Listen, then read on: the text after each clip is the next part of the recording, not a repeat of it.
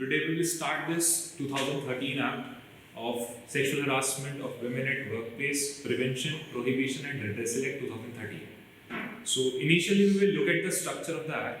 The Act starts with this first chapter which contains only 3 sections, short title, extent, commencement. The second, this definition, and the third section is prevention of sexual harassment. Next, chapter 2, it contains it provides for the constitution of ICC, that is Internal Complaint Committee, which is a very important structure of the Act. Furthermore, this goes into chapter 3, which says Local Complaint Committee. Moreover, this chapter number 4 says about the complaint, that if any woman is subjected to sexual harassment at workplace, how she would complain. What will be the manner of inquiry into the complaint? This has been broadly discussed in the chapter 5 of this Act. And there is also a provision of appeal under section 18. So we will look at all these provisions into detail, like one by one we will go into the provisions. Moreover, this chapter 6, which casts certain duties upon the employer, that it is the duty of the employer to ensure that the workplace is free from any type of sexual harassment. Moreover, this chapter number 7, which comes into the power, which discusses about the duties and power of district officer.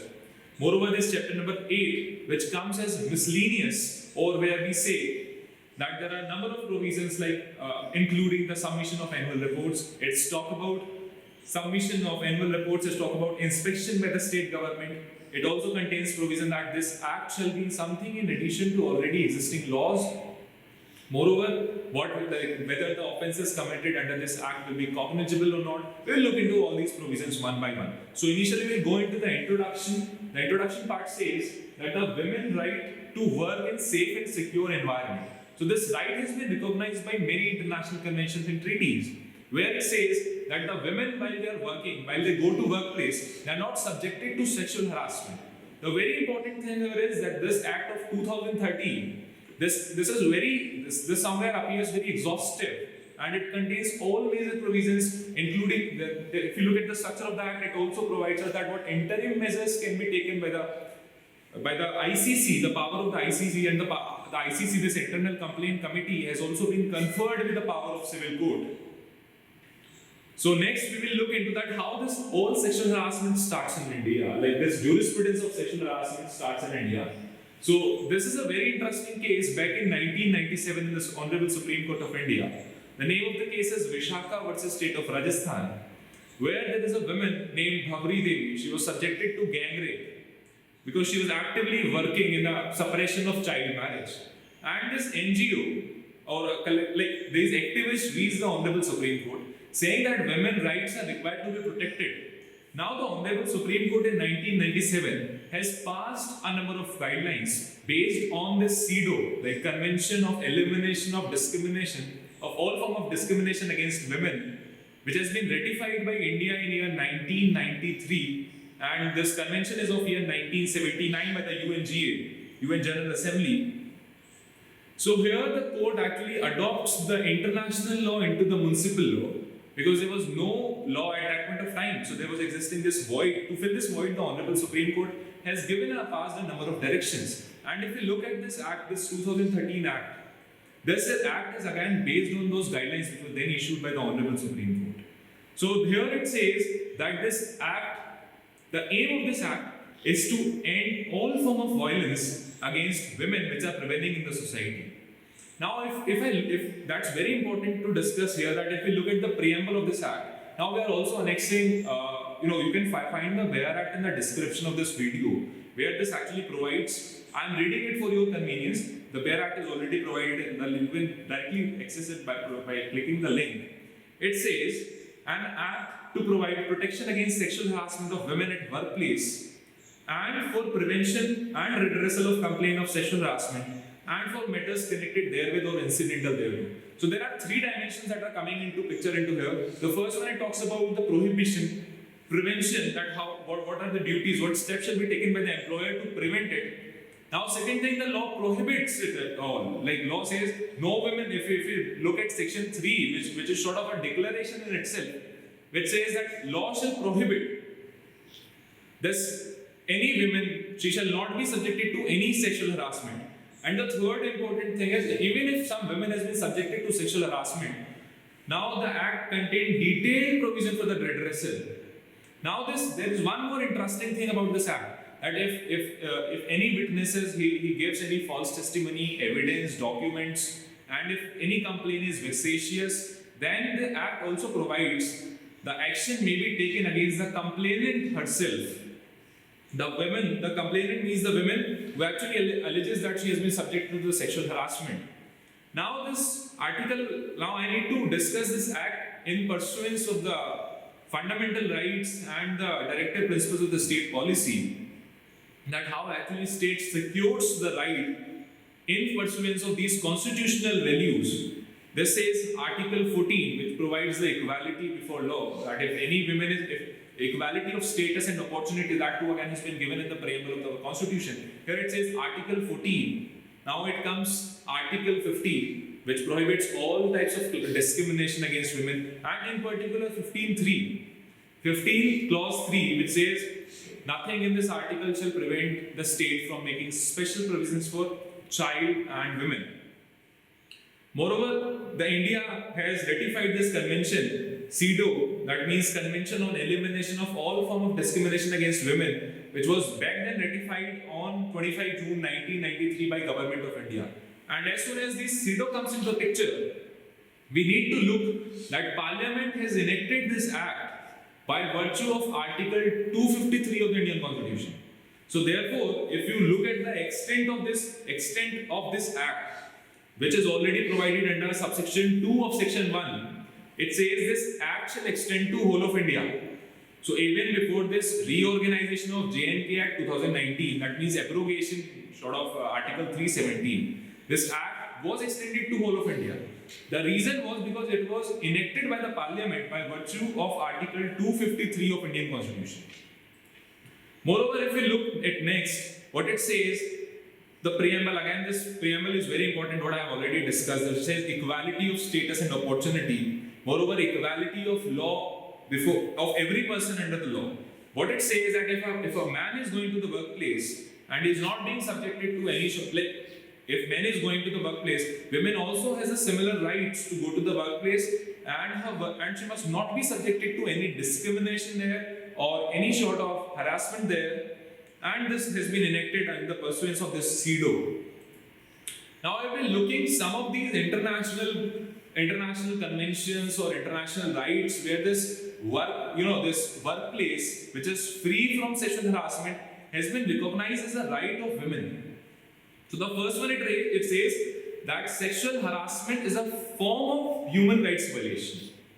Moreover, it says sexual harassment is a form of gender specific violence. Somewhere the basis, the origin of this sexual harassment lies into the fact that this lies in the fact that women are somewhere inferior to the men, or it somewhere perpetuates this patriarchal mindset.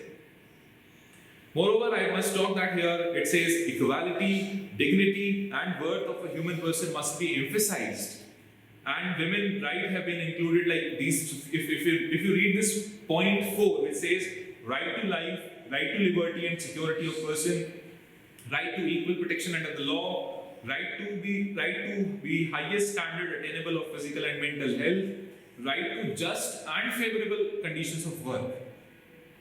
So if you look at all of these points highlighted in this slide, what it indicates that this sexual harassment at workplace is somewhere dehumanizing, it must be eliminated. Therefore, this act came into the picture.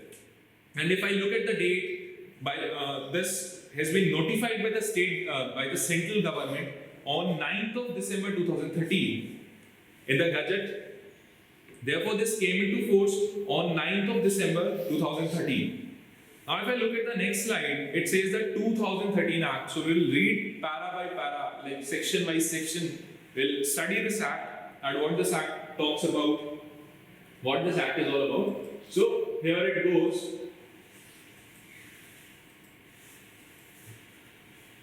This one, where it says prohibition, prevention, and redressal. So there are three things that prohibits, second thing it prevents, and third thing it also talks about the redressal of the same.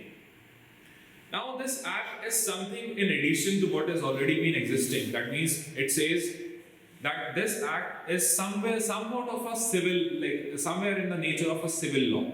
So this already we have seen the section like 509, we have seen 354A, 354B.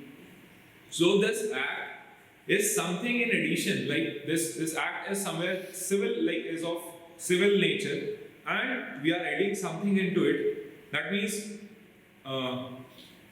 the law, like these inquiry which will be conducted by the ICC, they shall be independent of any. They shall be independent, and no court shall take cognizance of the same unless the inquiry is pending before the ICC. So furthermore, I goes into it, which says that even if ICC feels or employer feel that the women must report it to the criminal law, she may go into the criminal law. Now, what we see here, that this is very important. Section 3, declaration of section 3. No women shall be subjected to sexual harassment at any workplace. So this is a declaration which has been provided under section 3. Moreover, this section 1, which says short titles, extent and commencement. So I am reading in subsection 1 of section 1.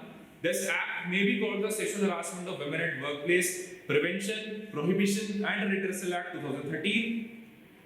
Subsection 2, it shall extend to whole of India because of Article 253. Third thing it says, it shall come into force on such date as the central government may by notification in the Gazette appoint. We have already talked about the date. The date is 9th of December 2013. Now, moreover, if we go into it, the definition clause. So here it goes. The first definition here starts with subsection A, 2A, which provides the definition of aggrieved women. It says, clause 1, in relation to a workplace, are women of any age. So that these are some of the points which requires to be highlighted. The first thing it says, a women, and a woman can be of any age, whether she is minor, major, irrespective of this fact. Now, whether she is employed or not, whether she is strictly falling within the definition of employment or not, who alleges to have been subjected to any act of sexual harassment by the respondent. So this is the first thing. Second thing it says, so we will also study this definition of workplace, we will also study the definition of this respondent. Moreover, the second thing it goes in relation to dwelling place or house. This act is also covering all those domestic workers who are coming to your home for domestic household works. So this act also provides that those women shall also not be subjected to. So it indicates that even if you are working in any organized sector, unorganized sector, independent of this fact, this act shall apply to you. Even if you are working in any government organization, private organization, this act shall apply. So that is one of the best thing this act is giving, that irrespective of your status, whether you are receiving any grant or not, whether you are private sector, whether you are public sector, irrespective of this fact, that this act shall be applicable. So this aggrieved women, if you look into this slide, what it says, if she is working, the first thing is she is working, like whether she is employed or not, whether she is visiting the workplace, even if she comes there for visiting the workplace, and the third thing, even if she is a student. Now the UGC has already, there are regulations of UGC in this regard, for prevention of sexual harassment in higher education institutions. We are coming into this working. When I say working, she may be a domestic worker, she may be regular, temporary, ad hoc or daily wager. She may work for remuneration, she may work on a voluntary basis. Even if work otherwise, like she is an apprentice, trainee or whatever. Even if she is employed directly, indirectly or through an agent. Or even if she is a contract worker, probationer, trainee, apprentice or called by any other such name. So if you look at this definition of aggrieved women, this comes to be so wide and it includes almost every woman shall be covered under this act. So now what the second, if you look at this appropriate government, definition of appropriate government. So here it is the definition of workplace. Workplace here, workplace. Okay, so maybe that might not be included in the slides. So I'm reading it. This act use word appropriate government. So any workplace which is established, controlled, whether wholly or partly by the central government or by any union territory, then the appropriate government will be in the central government. If any workplace is established, owned, controlled, whether wholly or wholly or partly, what should I say, by the state government, then the state government shall be the appropriate government. Moreover, here it says that all other workplace which has not been covered, either they are not covered by the central government because they are not the institutions which are substantially or wholly or financed by the state government, by central government, or by the state government. All other workplace, that means all other private workplace, then the appropriate government therein shall be the state government. The next important definition what comes here is of workplace. And if I look into this workplace, this has been provided under 2O. Workplace, that what workplace includes. So what workplace may, if you look into this definition, this clause 5 is very important here. I am saying this 2O, which says workplace, and here it goes 5. Any place. So this I am highlighting because it is of such an important nature. Any place visited by the employee arising out or during the course of employment, including transportation by the employer for undertaking such journey, that shall also be included, that shall also be counted as workplace. Moreover, it says any government organization, including government company, corporation, cooperative society, this has what been provided in a 2.1. Next it says any private sector. This private sector has been defined here under 2O, this clause second, which says any private organization, NGO, trust, professional, vocational, educational, entertainment, health services, financial services, everything. Moreover, this third thing, hospitals or nursing homes, sports institutes, facilities, and the last important here is even if it is a dwelling home or house, it is included within the definition of workplace. So definition clause is very important because it gives you the idea that what will be the applicability of the act. And this act has been applicable, this definition has been made so wide. And if you look at this word includes, so this even does not say workplace means, it says workplace includes. So it can also include some more things. Like that will depend on the facts and circumstances of the case, that whether it must be considered as workplace or not. So here that has been very important definition here. Now next definition here, if we look at this chart, this gives an indication at what all are included in workplace. I already discussed whether it be corporation, NGO, hospital, sports facilities, education institution. So everyone has been included into it. Now next thing is this unorganized sector. This 2P. What should I say? Section 2, subsection P.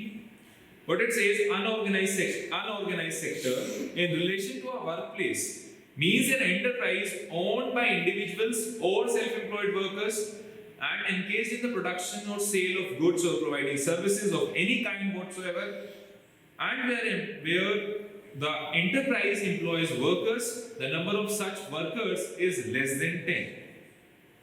So this is very important. The first part, if I look at the first part of the definition, this says any whether whatever they are doing, whether they are providing, whether they are doing any sale, whether they are providing any service of whatever kind. The next important thing is this less than 10.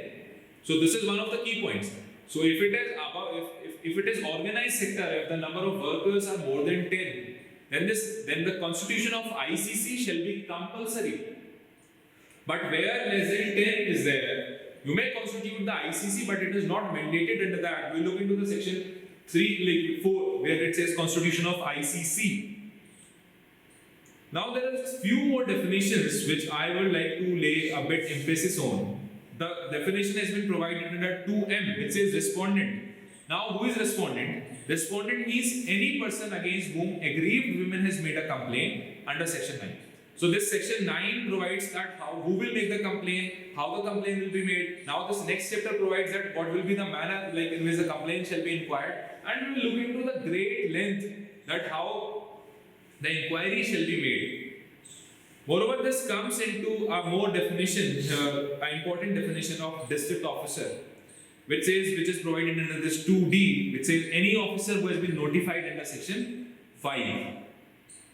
Now domestic worker, we have already gone into the definition of domestic worker. which says this 2E, any woman who is employed to do household work in any household, whether she is doing it for remuneration or not, whether remuneration is in cash or in other kind, whether she is acting directly or indirectly, whether she is acting through any agency, whether her employment is of temporary, permanent, part-time, full-time, irrespective of this fact, she will be included in the domestic worker. But there is one more emphasis if you look at this 2E, which says it does not include any member of the family of the employer. So this is one of the points that a family member cannot be subjected to that's very obvious.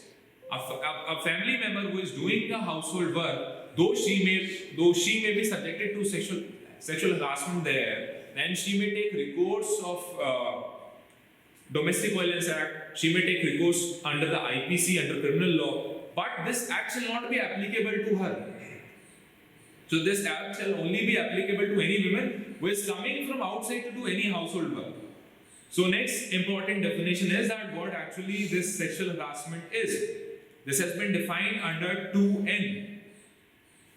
So now again, this sexual harassment, this does not mean, it says it includes. It includes any or one or more of the following unwelcome act or behavior.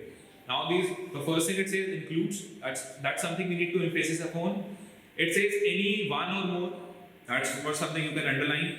Moreover, it says that unwelcome acts or behavior. Now whether they can be direct or they can be implied. First it says physical contact or advances. Now if there is any physical contact and advance. Second, it says a demand or request for sexual favors. Third, it says making sexually colored remarks. Fourth, it says showing of pornography against her will. Fifth, it says any other unwelcome physical, verbal, or non-verbal conduct of sexual nature. So this definition has been, if you look at this clause 5, this has been so wide. What it says, any conduct, any unwelcoming conduct, whether it be physical, verbal, non-verbal, and is of sexual nature, shall be included. It shall be included within this sexual harassment. And see, this word sexual harassment is so subjective. So this need to be required to be analyzed by the ICC on the facts of the case. And this cannot be very strictly, very narrow, in a very narrow manner. This cannot be defined. So what I go ahead is like, what are some of the examples where we can say that there has been some commission of sexual harassment, that it includes sexual harassment. So for example, it says that if you are making any comments which is objectionable in nature, which is offensive in nature, if you are intimidating someone, if you are threatening someone, blackmailing, if you are giving them some unwelcoming sexual advances, if you are stalking them, if you are taking any arbitrary action, arbitrary disciplinary action, this shall be included within the sexual harassment. So see this nature of the act, see the nature of the definition. It is so wide, so wide. Now these are two forms of sexual harassment. So this is not somewhere defined in that. So what it says, the first one says quid pro quo. That also studied in contract. This for that. So what you are saying, by asking the aggrieved women that you please do this to me, I will do this to you. So you are saying give and take. So that is the first form, what it says, quid pro quo. Second thing, what you are doing, you are creating hostile work condition for her. How it could be done? For example, you are the boss and your employee is coming to you. And what you are doing, if she comes to you and she's coming with her work and you are giving her some very negative, or you are giving the decision, like you are giving some remarks on her work in a very discriminatory manner, in a very arbitrary manner, you are not judging her work on the merits, but you are deciding it otherwise. Then you are creating such hostile work condition for us, and it may be included in the definition of sexual harassment. Moreover, it says this prevention and prohibition. Now this definition of employer. Now who shall be the employer here? Because we will be using this word employer throughout this act. That the ICC shall make recommendation to the employer. The duties of employer has also been provided. So employer, the definition of employer is really important to understand. And we need to look at 2G. What it says, employer, if I'm reading this clause 1, if any department, organization of appropriate government or local authority, the head of the department, organization, he shall be the employer. If it is not covered under any subsection 1, that means if it is not a government organization, then any person who is responsible for, there are the three words that have been used here. If you look at a person responsible for management, supervision and control. And in case of dwelling house, that's very obvious. Now, this has been for somewhere like, these are for the organizations, like for the professional organizations. That if it is private workplace and person who are responsible for the management, supervision and control. If it is government or local body, then head officer, head of the department. The third thing it says, if it is a dwelling home, then who will be the employer there? So the women, the person, like for in that case, the employer will be the person for whom the household, this woman who is coming for household work is actually working for the benefit of her. What it says, person who employs, या फिर a person, otherwise a person who benefits from the employment of that woman shall be the employer in that case. So this gives a very clear definition of employer, that who is an employer. We have already seen into the definition of employee, that who is an employee. This has been provided under 2F. What it says, that any person who has been employed, whether he is regular, temporary, ad hoc, daily wage, directly, indirectly, without payment, without remuneration or not, voluntary basis, whether the terms of employment are expressed or implied, and it also includes co-worker, contract worker, probationer, trainee, apprentice, or called by any other such name. So there's any women who is coming, and so there are three, like if you look at this definition of employee, so wide. You have seen the definition of sexual harassment, that is again so wide. You have seen this definition of this workplace, which has been again defined in such an exhaustive manner that if any woman is subjected to sexual harassment at any place, then the provision of this act shall apply. Even if we have seen that, even if it is a dwelling home, even if it is a private workplace, even if it is any government organization, government body or local body, this act shall apply. So that is one of the plus point of this act, is that this act is applicable to whole. We have already seen the definition of the appropriate government.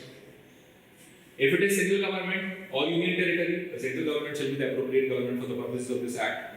We have seen that if for the state government, if any organization belongs to state government or substantially or wholly funded by the state government, then the state government shall be the appropriate government. And in all other cases, in all other, like whether it be dwelling home, private organization, in all such cases, the state government shall be the appropriate government. So we have seen this definition clause in such a wide, in such a large manner. We have covered almost every definition that has been provided under this act. Now comes this section 3. Section 3 of this act. Now this section 3 of this act is somewhere of declaratory nature. What it says, the marginal note reads as prevention of sexual harassment. So I am reading this subsection 1. What it says, no women shall be subjected to sexual harassment at any workplace. So this is the declaration of the law. Now, what may be included in this sexual harassment? So there are certain instances which has been given here that these are also included in the sexual harassment. So I am reading them as per your convenience. This subsection 2. What it says, if you make any promise, whether it be implied or whether it be explicit, that I will give you the preferential treatment. If you do not do this to me, I will write your ACR in bad manner, like in bad terms. What it says is detrimental treatment. What do you say? You threaten any woman that you may destroy her career. You can destroy her, like you are threatening her. That I will just, I will throw you out of my organization, whether it relates to any present employment, future employment. If you are interfering with her work, you are creating an intimidating, offensive or hostile work environment, or you are actually humiliating her and you are affecting her health or safety. So this all is included in the sexual harassment. So if you look at this definition clause which was provided there, it tries to explain again includes. Now it says that even these circumstances they shall be treated as sexual harassment for the purpose of this act. Now I am looking at this district officer, which is again given under this section 5 of the act. We are just directly going into section 5 just to ensure, because we will be using this word district officer while we will start in section 4, where it talks about the constitution of local complaint committee. What it says, who will be the district officer? Now this section 5, it will now the state, because he is a district officer, So he may be district magistrate, DM, ADM, additional district magistrate. He may be the collector under the revenue code of the concerned state, or he may be the deputy collector. Now he shall be notified by the state government as the district officer. Now this act casts certain duties upon the district officer. Therefore, this appointment, this clause, this section was added in the act that who shall be a district officer. So usually DM of a district is the district officer for the purposes of this act. Now there are certain duties which has been casted upon this district officer, which we are looking into as of now. The first thing, we need to create and communicate a detailed policy. Second thing, it is also his duty to ensure that the provision of this act are made readily available. The provisions are pasted at the conspicuous places of a working organization. It says that he shall also constitute some complaint committees in every workplace. He shall ensure at every workplace, due compliance has been made of the provision of this act. This shall be ensured by the district officer. Moreover, LCC is working or not. Ensure complaint committees are trained in skill and capacity. He will also prepare an annual report and send it to the state government. Now he will also appoint a nodal officer to receive complaint at the local level. So this is one of the important highlights of the act, because LCC is constituted at the district level. Now if there is any woman who is being subjected to sexual harassment at taluk level, block level, or tehsil level, so what he shall do, he shall appoint a nodal officer. Now the purpose of nodal officer is merely to collect the complaint and forward it to the LCC. So he is merely acting as a channel, nothing more. So now I come back. Now there are complaint committees. So there are two types of complaint committees which has been provided under this act. Now these complaint committees are provided under section 4 and section 5. So what it says, ICC, that means internal complaint committee, which shall be there for every workplace, and local complaint committee. Now local complaint committee is for all such cases where the woman has been subjected to sexual harassment at any domestic household, or she has been subjected to harassment while she is working in an unorganized sector, or where ICC has not been constituted, or in all such cases where the complaint is against the employer himself. So in all such cases, the jurisdiction of the jurisdiction of LCC, local complaint committee, shall extend. Now and one more important thing, what it says, that 50% representation of women, whether it be ICC or whether it be LCC, this shall be ensured. There are explicit provisions in this regard in the Bare Act under section 4 and section 5 that these committees shall be majorly governed by the women. Women representation has been ensured there. Now I look into this ICC. This has been given under section 4. What it says, if I look, we will also supply you the slides. That will again that you can find them in the description of the video. We'll provide you with the link. Here it says section 4, subsection 1. It says every employer of a workplace shall constitute a committee to be known as ICC. Now, what will this ICC shall contain of? The first thing it says, there shall be a chairperson, there shall be a presiding officer. Now, who shall be a woman who is working at senior level as an employer?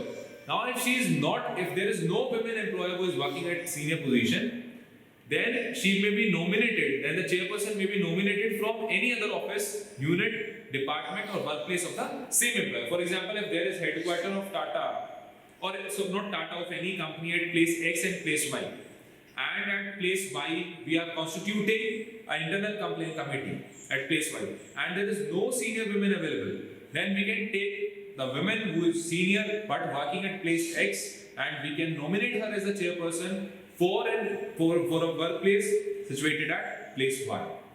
Second thing, it says at least 2 members. The act uses word not less than 2 members.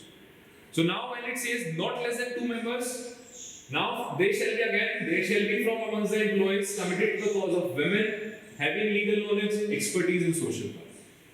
So the first one is the chairperson, who need to be a woman who is working at senior level. Second, there shall be not less than 2 members, who again shall be from this employees. The third thing, it says there will be one external member.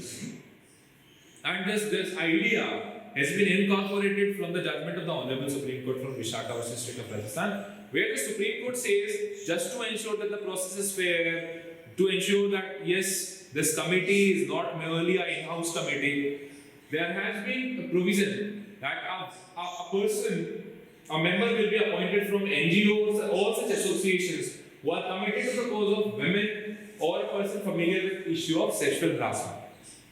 So what it indicates, it gives the impartiality and all these aspects to the ICC. Now, because this external member, he is coming from outside, and if he's participating in the proceedings of ICC, then he shall be entitled to allowances and he shall be entitled to such fees and allowances as may be prescribed by the government. And what it indicates, that because she is traveling, she is participating into all these transactions of the ICC, therefore she must be entitled to some remuneration, and the remuneration shall be as such as may be prescribed. And generally this remuneration is between rupees 200 to 250 per day. Now, how this presiding member can be removed? So this has not been discussed in the slides, but this has been provided in the subsection 5, that if any of these members, like members or chairperson, how they can be removed. Now the first clause, it says, if anyone contravenes the provision of section 16. Now what is provided under this section 16? Section 16 prohibits publication of reports of ICC, findings of ICC, recommendations of ICC. What it says, that notwithstanding anything contained in the RTI Act, what RTI Act says, that you can get the information from any public authority, right? But here what it says, it prohibits that any proceeding shall not be made public, unless it is to secure justice to the women. And even if we are publishing any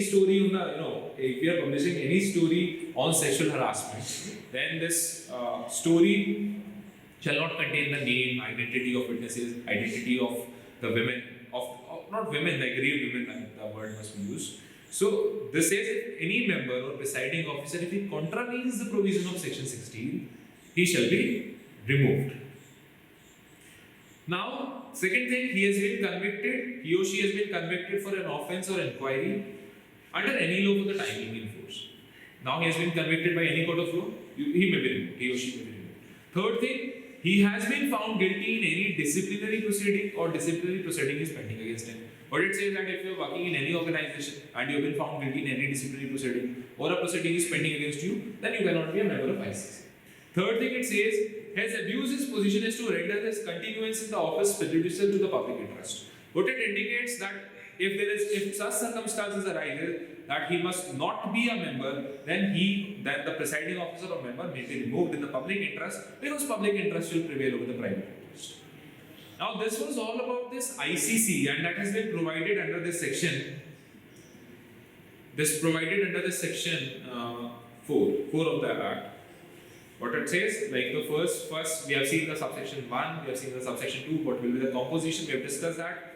Third, they shall hold the office for a period not exceeding 3 years.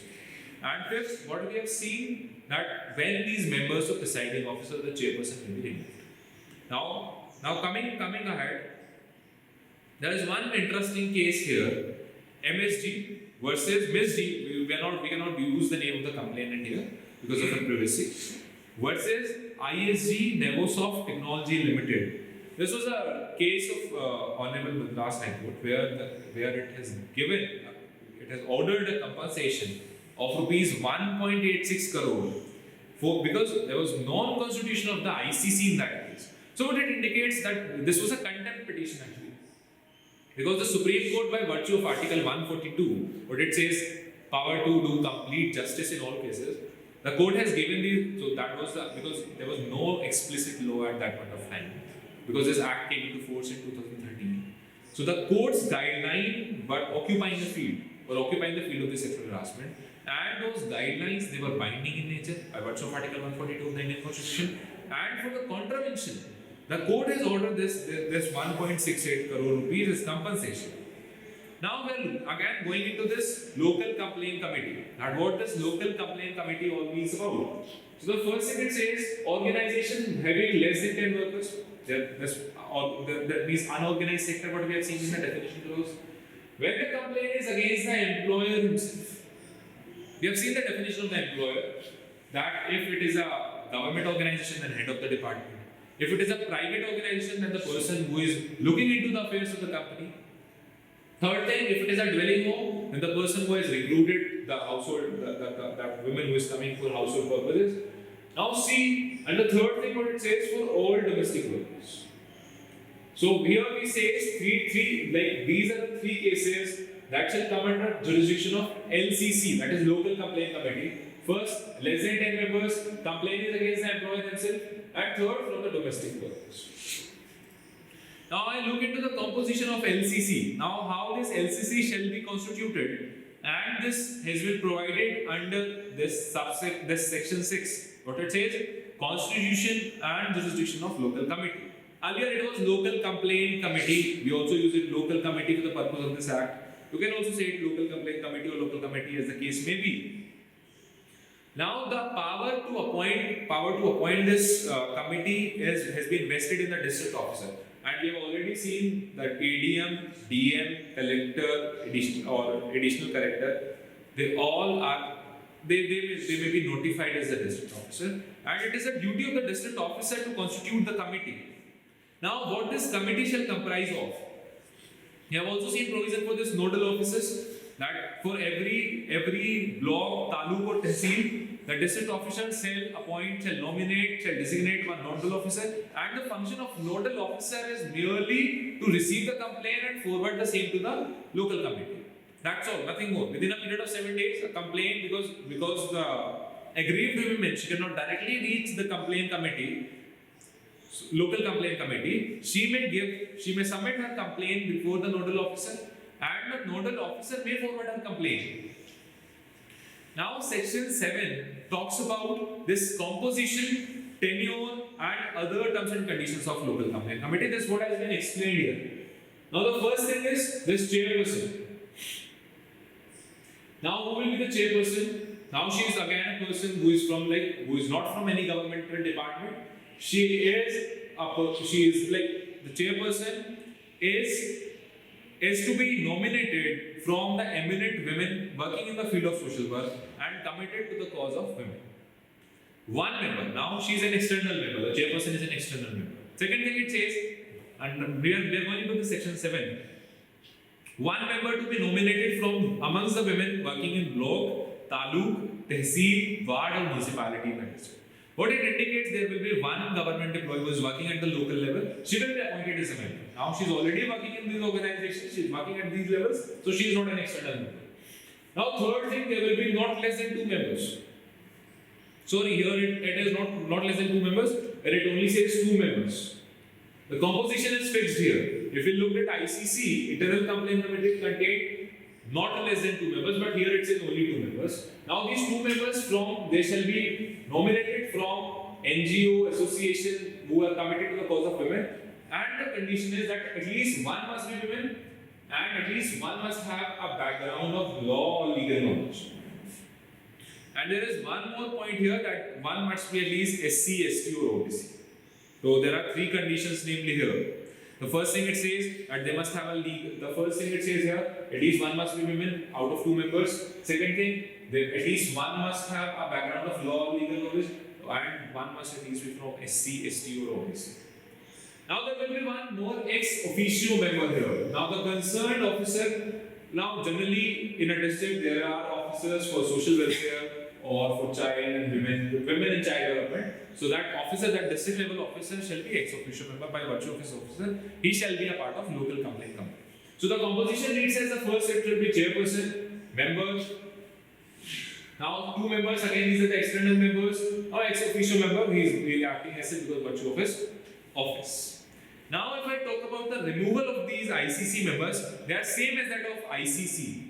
LCC ka removal will be the same as that of ICC. What it says, if anyone has contravened the provision of section 16, that is made any information public, they have been convicted for any offence, any disciplinary proceeding are pending against them, or they have abused their position as to render his continuance in office prejudicial to the public interest.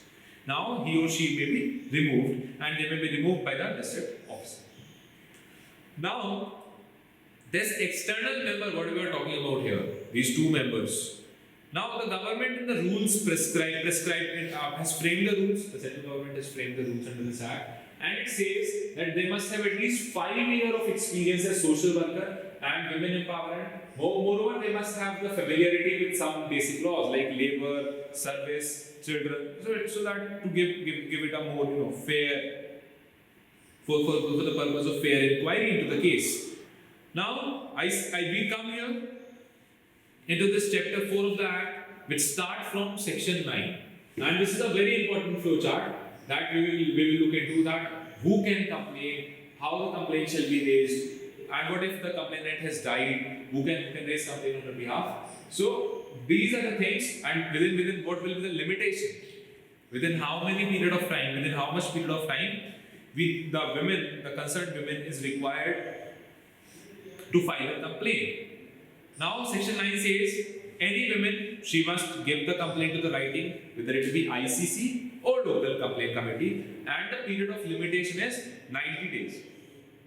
That's one of the important things. Second thing, if the woman is unable to write, it shall be duty of the presiding officer or any member that they reduce it to the writing. Third thing, what it says, the limitation period is 90 days. You must file the complaint within a period of 90 days. And if you are unable to file this complaint within 90 days, if you are prevented by any sufficient cause, then the committee, the complaint committee, whether it be ICC or LCC, may allow your complaint. That fine, you may file your complaint, you may go ahead. Now, if any woman is unable to make complaint because of physical, mental incapacity, death or otherwise, her legal heir or such person is maybe prescribed and may make complaint. So what it says initially, the women who are subjected to sexual harassment, the aggrieved women, she can make the complaint. Or any of her relative, friend, any special educator, psychiatrist, psychologist, guardian, any person who has the knowledge of the incident may file a complaint for the complaint committees. Furthermore, in case of if women is unable to file the complaint because of physical incapacity, any complainant's relative, complainant's friend, co-worker, any officer of NCAA National Commission for Women, State Commission for Women, any person who has knowledge of the incident with the written consent of the complainant may file a complaint for the complaint committee. And in case the complainant has died, any person with the knowledge of incident with the written consent of a legal eye may file a complaint for the ICC. Or if any person who has knowledge of the incident may with the written consent of the women may file the complaint for the ICC. So here if I use the word aggrieved women or complainant, they are interchangeably used for the purposes of this. Now, if you are filing a complaint, what must be the subject matter of the complaint? What are at least is that the few basic details which must be contained in the complaint. The first thing, it must include the dates or date on which she was subjected to sexual harassment. It may contain the timings, and what are the timings. Now it will also contain who actually made her subjected to the sexual harassment, the respondent's name, and who is respondent, a person against whom a complaint has been instituted under this section 9. Now, who are the parties? What are the relationship between the parties? So these are some of the things which are required to be contained in the complaint. So now here this is the entire process or procedure that how this complaint shall proceed. And I am looking into this section 10 of the Act, which is very important, section 10, section 11 and section 12. Section 12 contains the entire measures. So there are two important sections particularly here. This section 10 and section 11.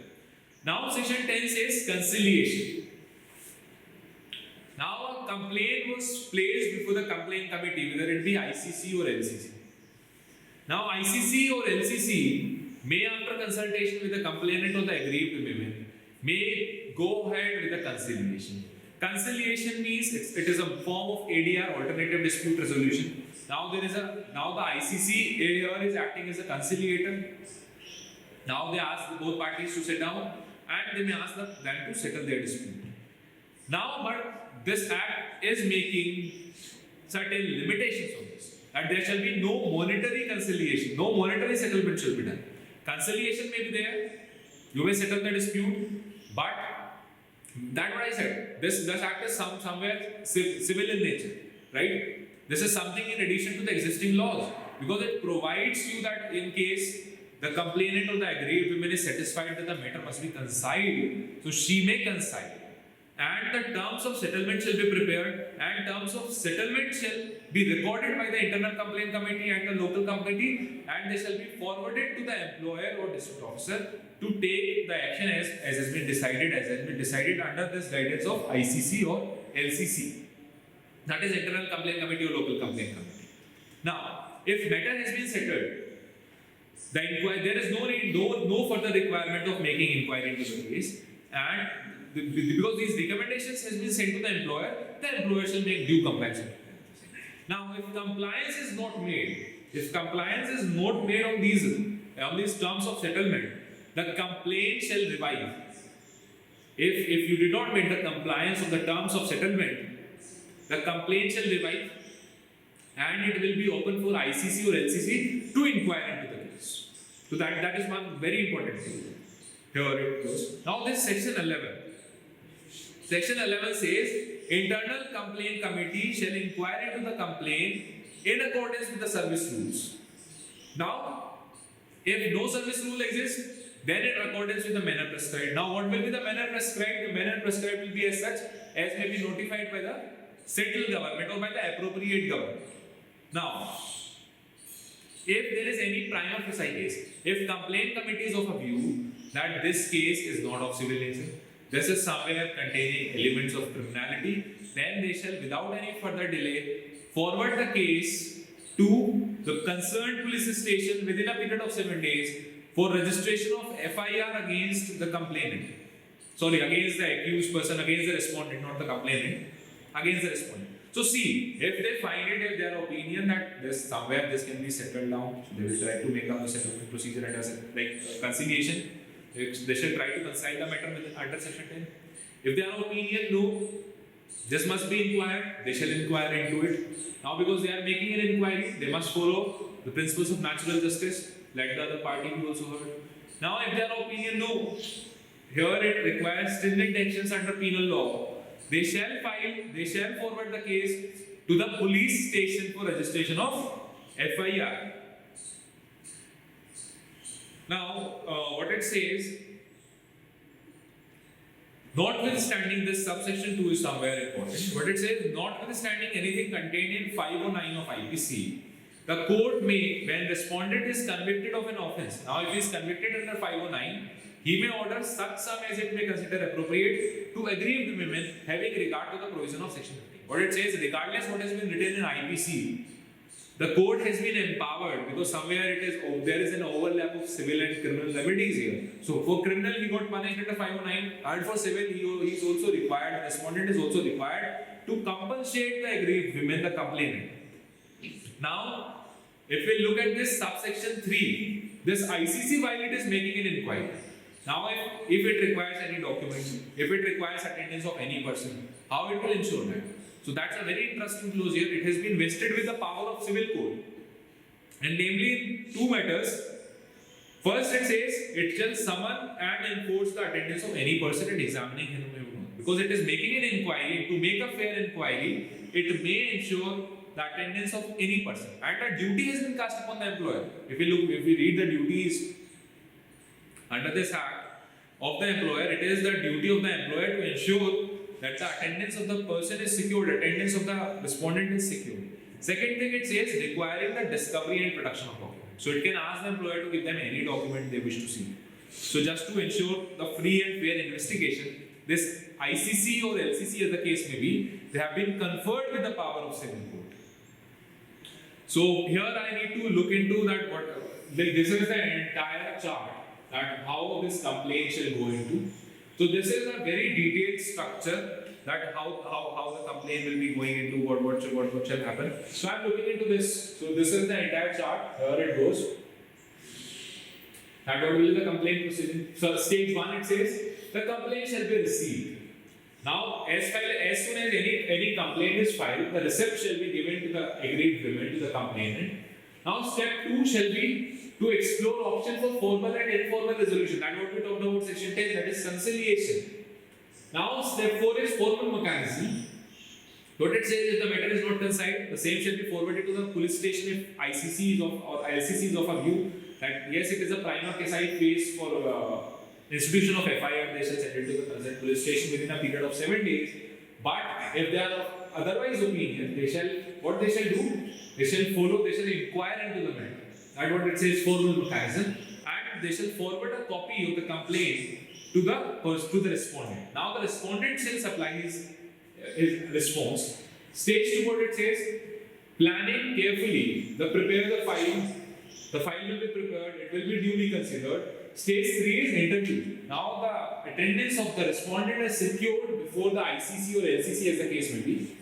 They shall hear the witnesses, they shall hear the complainant, they shall hear the respondent. Now they shall access the completeness of the information committed. Now ICC or the LCC as the case may be, they shall look into the entire structure, what has been received, what information has been collected, and they shall access it. Now they will come into this reasoning part. They will analyze and access the information gathered during the inquiry.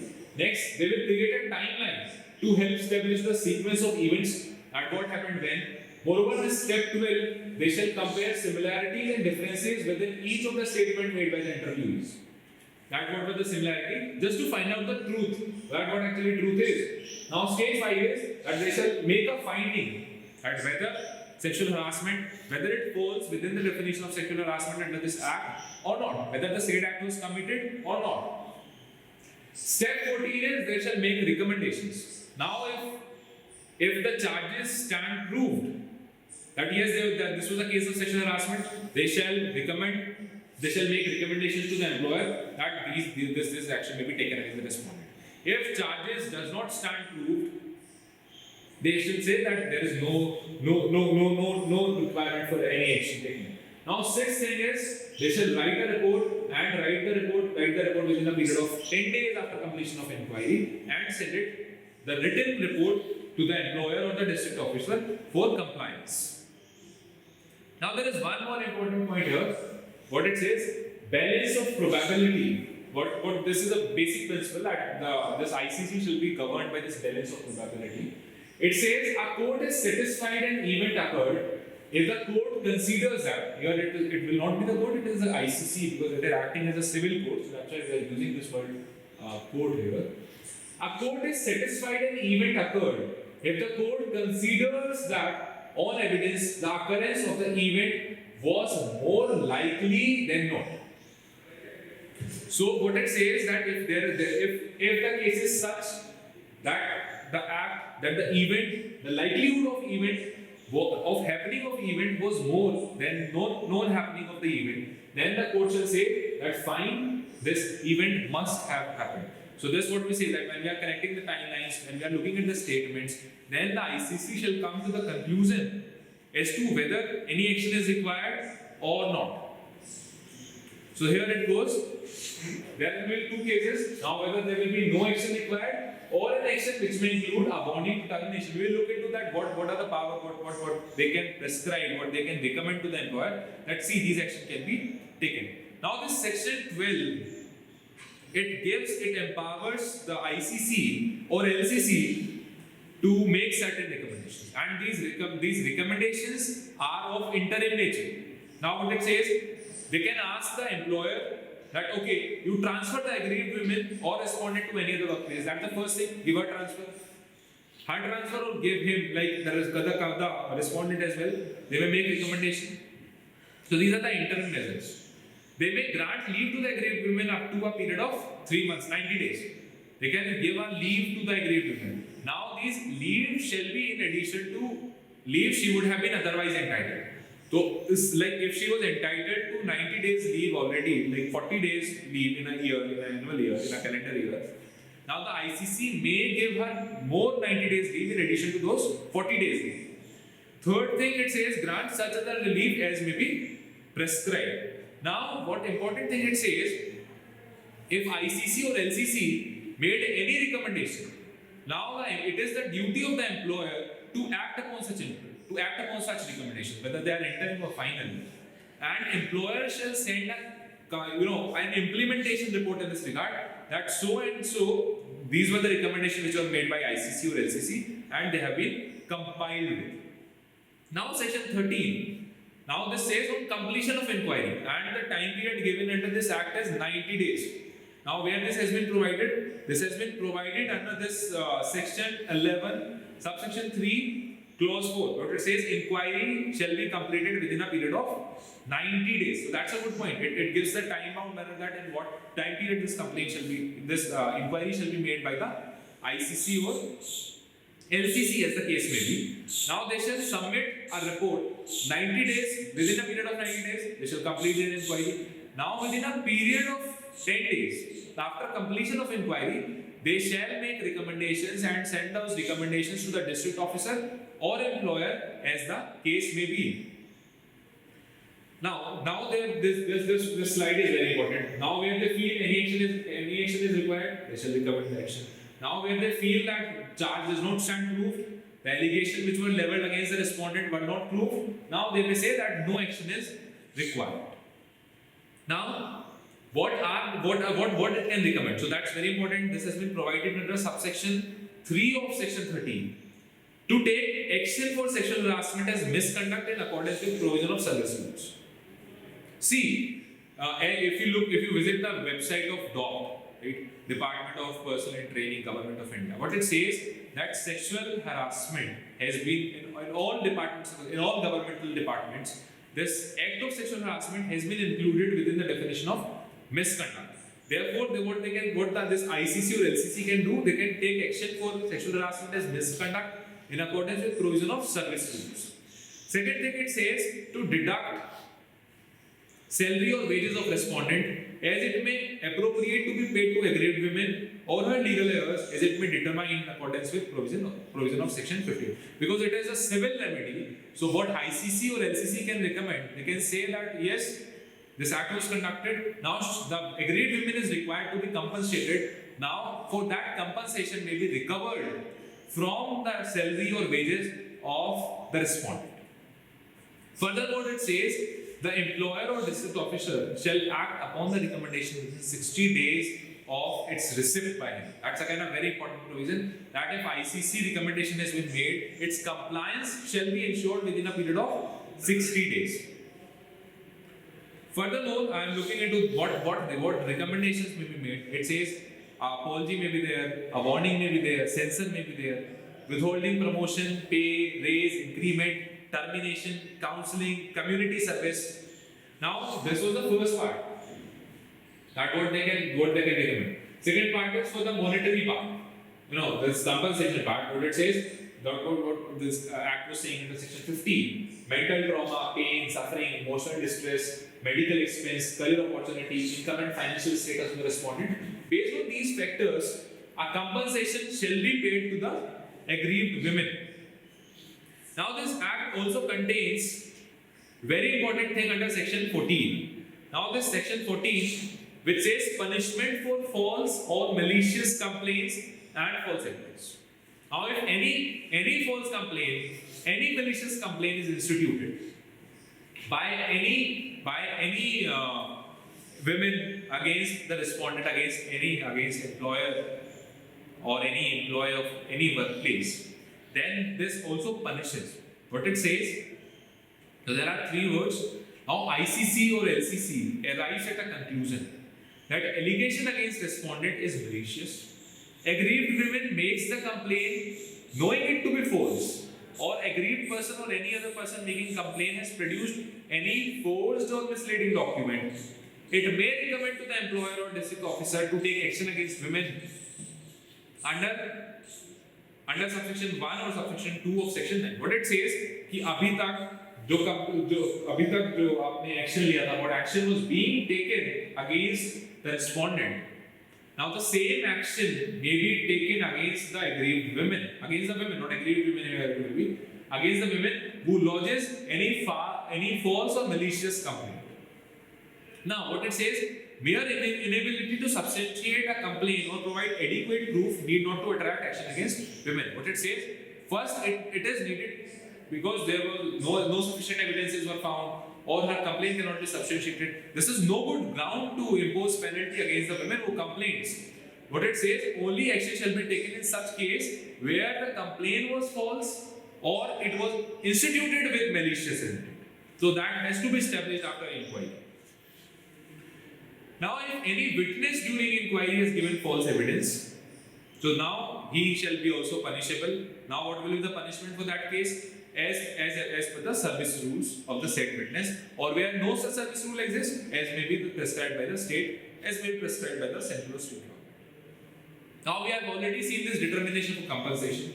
We have already seen determination of compensation and how compensation shall be determined. So, these are some of the factors which we have already discussed. Section 15, that mental trauma, pain, suffering, loss in career opportunities, medical offences, feasibility of such payment in lump or installments. So these are some of those factors which shall be taken into consideration to decide the compensation while being awarded to any aggrieved women. Now here comes section 16, and section 16 says what we have also studied earlier, that if any member or chairperson or presiding officer contravenes this section 16, so he shall be removed from his chair, from his office. Notwithstanding, so I am reading this section 16. The marginal note read as prohibition of publication or making known contents of complaint and inquiry proceedings.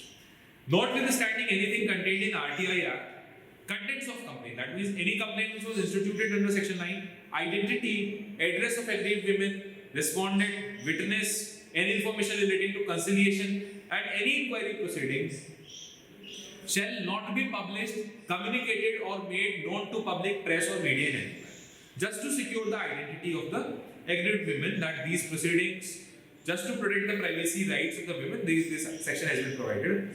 But there has been one exception here. What it says, information may be disseminated regarding justice secured to any victim of sexual harassment, but that may be published that so and so justice has happened there, but without disclosing any name, address or identity or any other particular calculated to lead identification of aggrieved women and witnesses. Now this is section 16. It prohibits publication or making known contents of complaint or inquiry proceeding. Now because this has been prohibited by law, so now law is also giving a sanction behind it. Now it also provides for penalty. And what will be the penalty for that? Penalty for publication or making known contents of a complaint and inquiry proceeding. So if any person who contravenes this provision of section 16, he shall be liable to penalty in accordance with provision of service rule applicable to the state person, or where no service rule exists, in the manner as may prescribe. So what it is saying, that if any person who is making breach of this section 16, he shall, if he is contravening the provision of section 16, it shall be a punishable offence, and not punishable, it shall be an offence which it will also not be an offence.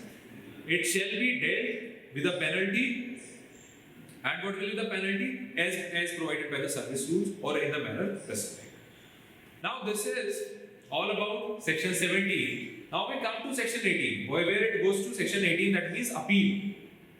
Now, if any person who is aggrieved person, it may include the complainant, it may include the respondent, it may include any person against whom any action has been taken under this penalty for contravention of section 16. So, all the places where penalties has been imposed, where any recommendation has been made, so there are provisions for appeals. Now, an appeal may be made within a period of 90 days. So, the period of appeal is 90 days, and appeal is provided under this section 18. Now, who shall decide the appeal? Now, appeal will be decided as provided by the service rules applicable to the person, and where no service rule exists, as may be prescribed. So what it simply says, any person who is unhappy with the findings of the ICC or LCC may institute an appeal, may file an appeal within a period of 90 days before the appeal in accordance with the service rules or in the manner prescribed. Now this slide gives you a very detailed idea as to what are the timelines. Now complaint is required to be submitted within a period of 90 days, and if the complainant was prevented by any sufficient cause, the ICC or LCC may entertain the complaint and may initiate the inquiry. Further, it says notice to respondent that within a period of 7 days of receiving the complaint, either they shall send it to the police station or they shall issue a notice to the respondent. Third thing, inquiry shall be completed within a period of 90 days. Now, the submission of reports by LCC or ICC that shall be completed within a period of 10 days of the inquiry. Now, if any recommendation has been made by ICC or LCC, that shall be implemented within a period of 60 days by the district officer or by the employer. The third thing, what the next important thing here is appeal. Now, appeal may be made within a period of 90 days. Moreover, what it says, this chapter 6, where it casts certain duties upon the employer, that what are the duties of the employer? We have already discussed them. Now, section 20, what are the duties and power of district officer? That this says that he shall monitor the timely submission of the reports furnished by local complaint committee. He shall take such measure as may be necessary for engaging NGOs for creation of awareness on sexual harassment and rights of women. Now, this was all about chapter 7 that we have done under this section 20. Now we go ahead and this is chapter 8, that is miscellaneous. Here it goes, section 21. So monitoring, there are 3 important things here: inspection, annual report, and penalties. The internal complaint committee, I am reading this section 21. The ICC or local complaint committee, in each calendar year prepare a report and shall submit it to employer or the district officer. Now the district officer shall prepare a brief report and shall forward it to the state government. So that's this part of this annual report. Employer to include information in annual report. This is section 22. What it says: employer shall prepare his own report, that how many cases were filed, what about the disposal, what was the action taken in those cases, and he shall intimate it to the district officer. Now, section 24, it says it casts duty upon the central government and the state government, as the case may be, to take such measures as to publicize this act, because this act is for the benefit of the government. This act is somewhere bringing the equality in the society. Therefore, a specific duty, an explicit duty has been casted upon the government that they must make efforts that this act is widely publicized. Moreover, this section 25, that what here it is written is inspection. Power to call for information and inspection for report. Now this act empowers the state government. That the state government, if feels, it may ask the district officer or it may ask any employer to provide the state government information about any case relating to sexual harassment. So this is the power of the state government, that they may inspect any document. And it shall be the legal and the employer or the district officer, they shall be bound by such order. Legal duty has been casted upon them to furnish the information which has been sought by the state government for the purpose of inspection. Now this section 26, which goes for penalties for non-compliance of act. So that's very interesting. So I read subsection 1, suppose say what it says: if any employer fails to constitute ICC. If any employer fails to, or district officer fails to take action under section 30, where any action has been recommended by the ICC. 14, where it says if any makes malicious or false complaint. And section 22, what it says: if employer does not include the annual report, and like he does not, if he violate 13, 14 and 22, and even if he attempts or contravenes any provision of this act, he shall be punishable with a fine which may extend to 50,000 rupees. This has been provided under subsection 1 of section 26 of this act. What it says, that if ICC has not been constituted, it will be punishable with a fine of rupees 50,000. Now subsection 2, that if you are making, once a fine has been imposed upon you, and again you are making any subsequent contravention of the provision of this act, then that shall be punishable with twice the amount. That means it can go up to a fine of rupees 1 lakh, and the court shall take cognizance of the same. That will be a cognizable offence. Now, one more important thing, that if anyone is not complying with the directions of the district officer, if he is not complying with the directions of ICC or LCC, as the case may be, now the power has been vested in the district officer that he may cancel the license, withdraw the license, non-renewal the license for non-constitution of ICC or for contravention of provision of this Act. Then section 27 says cognizance of offence by courts. So it says no court shall take cognizance of any offence punishable under this Act or any rules made thereunder, save on a complaint made by the aggrieved women or any person authorized by the internal complaint committee or local committee in this behalf. So what it's saying that unless an inquiry is pending before the ICC or LCC, court shall not usually take cognizance because the matter is already sub judice. Second thing it says, no court inferior to metropolitan magistrate or judicial magistrate first class shall try any offence punishable under this Act.